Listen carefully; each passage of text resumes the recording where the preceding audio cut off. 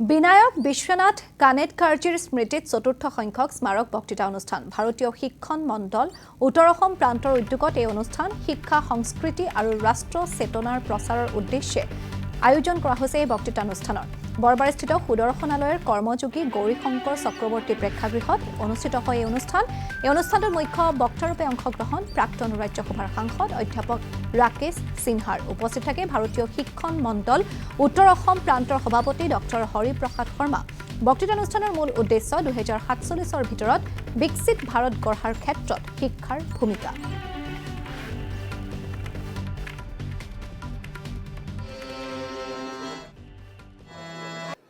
ভাৰতীয় শিক্ষণ মণ্ডল উত্তৰ অসম প্ৰান্তৰ ফালৰ পৰা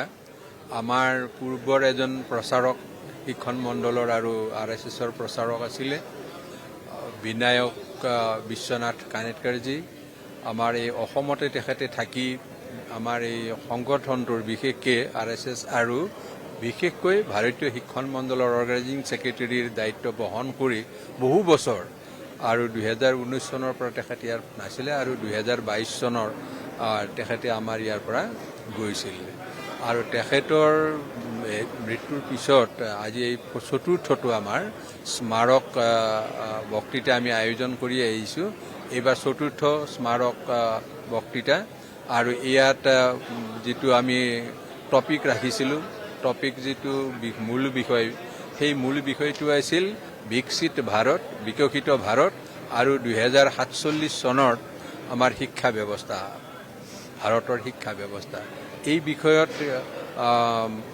ভাষণ প্ৰদান কৰিবৰ কাৰণে দিল্লী বিশ্ববিদ্যালয়ৰ প্ৰাক্তন অধ্যাপক আৰু আমাৰ ভাৰত চৰকাৰৰ ৰাজ্যসভাৰ প্ৰাক্তন মাননীয় সাংসদ মাননীয় ৰাকেশ সিনহাজীক আমি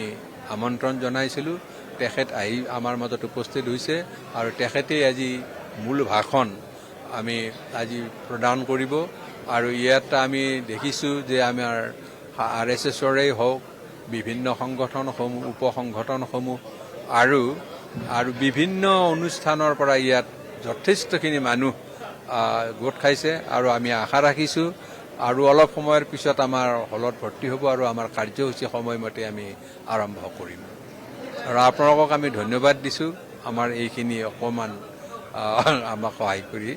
আমাক উৎসাহিত কৰাৰ বাবে Thank you so much. ভাৰতীয় আসাম টক্স আপোচবিহীন অসম কণ্ঠ